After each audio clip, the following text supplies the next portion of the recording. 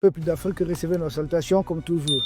Aujourd'hui, nous avons jugé nécessaire de parler de ces sujets des bases militaires françaises parce que les pays de l'Est, le collège des chefs d'État de l'Est en a parlé. Le communiqué a été signé son Excellence le président Assimi Goïta. C'est lors du communiqué en réponse au communiqué farfelu du sommet du 15 décembre 2024 de la CEDEAO. Et dans le communiqué, c'est le point qui a échappé aux gens, mais nous sommes très attentifs parce que nous devons surveiller de très près les mouvements de ces troupes coloniales, de ces troupes néocolonialistes, de ces troupes impérialistes qui sont là en réalité comme des outils de pression contre des chefs d'État africains qui sont récalcitrants ou qui sont hésitants. Dans ce communiqué, le collège des chefs d'État de l'AES, sans doute quand les chefs d'État s'expriment, c'est à base des services de renseignement, c'est-à-dire des différents renseignements qui ont été partagés par les uns et les autres, Mali, Burkina, Niger. Donc les trois pays ont réellement travaillé les services de renseignement parce que nous savons que les services de renseignement relèvent directement de la présidence. Le communiqué publié, on dit bien sûr dans le communiqué que les fameux retraits des troupes françaises des pays africains, le retrait des bases, que c'est une manœuvre de tromperie. C'est pas moi qui le dis, c'est le collège des chefs d'État de l'Est qui le dit haut et fort. Donc c'est une manœuvre de tromperie, à ce sens qu'on dit qu'ils aident tant de bases ou pas, cela revient au même résultat. C'est-à-dire qu'ils font semblant de réduire au maximum leurs effectifs, garder quelques formateurs et autres, et d'après nos informations, ils vont rester campés au niveau de l'aéroport d'un pays voisin. Quelques-uns vont rester et puis qu'ils auront quelques formateurs instructeurs. Mais c'est le même résultat, parce qu'en fait, ça serait toujours leur armée. Des militaires qui vont rester sur place, même si c'est un seul. Il ne va pas rester en tant que mercenaire, mais il reste au nom de l'état-major de son pays. Donc il a le même rôle que tout ce monde. Donc c'est une manœuvre de tromperie. Dans le communiqué, les pays de l'Est ont précisé que même en se retirant, en fermant certaines bases, ils ont d'abord fait des dispatchings. Quelques hommes au niveau du Nigeria, au niveau de certaines frontières. C'est pourquoi on dit qu'il y a trois endroits qu'ils ont choisis comme alternative. Le premier point, c'est quoi? C'est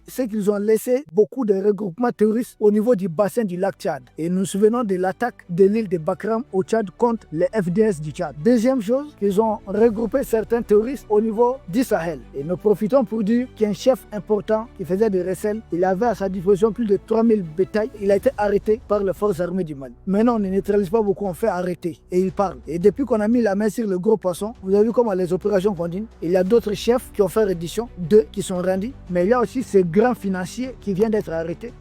Lui qui prenait les troupeaux des touristes, c'est-à-dire qu'il s'arrachait aux populations et puis il revendait. On a mis la main sur lui. J'en suis très convaincu. Tout ça, c'est grâce aux gros poissons qu'on a fait arrêter dans les environs de Menaka. De l'autre côté, troisième chose que les troupes coloniales ont fait en quittant, c'est de loger des touristes dans beaucoup de zones frontières. On a cité la zone frontalière Niger-Nigeria. Ça coïncide très bien avec le communiqué qui a convoqué les chargés d'affaires de l'ambassade du Nigeria au Niger. Donc à ce niveau, il y a bel et bien des troupes, certains militaires néocolonialistes. Donc les pays de l'Est en ont parlé dans le communiqué et il parle aussi de la frontière Bénin-Niger, puis la frontière Bénin-Burkina. Donc Bénin seul à deux niveaux, Bénin-Niger, Bénin-Burkina, et ça se confirme à travers la sortie de Patrice Talon qu'on avait même d'ailleurs apprécié en partie parce qu'il a eu le courage de dire qu'il a les touristes au nord de son pays. Et les pays de l'Est disent bien sûr que ce sont les troupes néocolonialistes qui font semblant de partis qui ont rassemblé ces touristes du côté de la frontière béninoise. C'est pourquoi nous disons à Patrice Talon, il faut collaborer avec tes frères. Macron n'est pas ton frère, ne vous trompez pas, vous êtes du pays du général Mathieu Kérékou, ce grand homme africain.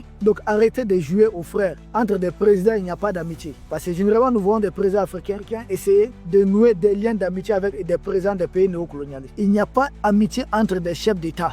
Toi, tu es en Afrique, l'autre est jusqu'en Europe. Et vous savez qui représente l'Afrique pour son continent? Qui représente ton pays pour son pays? Et malgré cela, on dit nous sommes amis. Non, ça ne marche pas comme ça. Donc ils ont donné deux informations. Donc au niveau de plusieurs zones frontalières, ils ont rassemblé des touristes. Et on s'est bien dit dans le communiqué que c'est dans le cadre de déstabiliser les pays de l'AES. Et pour cela, ils apportent des choses. Les troupes néocolonialistes apportent des aides clés aux terroristes. Il s'agit d'une aide financière, il s'agit d'une aide logistique. C'est ce qu'ils apportent généralement aux groupes terroristes. Donc, leur manœuvre est connue, c'est sur des services de renseignement de l'AES et c'est carrément dit dans le communiqué. Il fallait. Parce que dès le début, nous on avait dit, nous ne croyons pas à ce départ. En réalité, la junte macronienne connaît d'immenses difficultés économiques. Nous avions dit qu'en 2023, ils avaient fait un prêt record de 270 milliards d'euros pour financer leurs dettes. L'année suivante, pour financer davantage avec les intérêts, 2024, ils sont montés à 284 milliards d'euros. Et en 2025, on nous parle de 300 milliards d'euros. Donc, ils ont essayé de faire financer l'entretien de ces bases par certains pays africains qui ont dit non. Sauf le Gabon qui continue d'entretenir leurs bases pour eux. Et pour cela, puisque les bases coûtent très cher, ils ont donné les 10% aux terroristes, aux Africains qui aiment se comporter à leur chien dressé. Et ils ont pris cela, ils font le sale boulot. Et ils vont garder quelques formateurs sur place, quelques instructeurs, militaires pour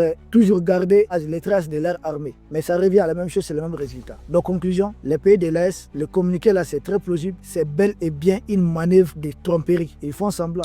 Parce que dans ça, le résultat, c'est quoi? Ils vont essayer de redorer leur blason. Ah, au moins, ils sont partis. Donc, leurs vassaux ne seront plus suffisamment attaqués pour avoir hébergé, continuer d'héberger des bases néocolonialistes qui n'ont aucun intérêt. Leur présence n'a aucun intérêt pour les Africains. Au contraire, c'est contre les Africains. Un seul pays qui continue de nous imprimer ses francs coloniaux, qui continue d'entretenir des bases militaires, qui continue de parler au nom de certains pays africains au niveau des Nations Unies, qui continue jusqu'à dans certains pays. Leurs entreprises ne payent pas de taxes là-bas parce qu'ils ont le fameux accord de traité de double imposition. C'est-à-dire qu'ils ne vont pas payer, les entreprises ne payent pas de taxes en Afrique, mais vont payer les taxes là-bas chez eux. Pourtant, les entreprises là exercent ici en Afrique. Souvent, certains dirigeants africains sont tombés réellement très bas. Comment on peut être aveugle à ce point? Le peuple d'Afrique, c'est de cela qu'on voulait parler. Nous vous remercions.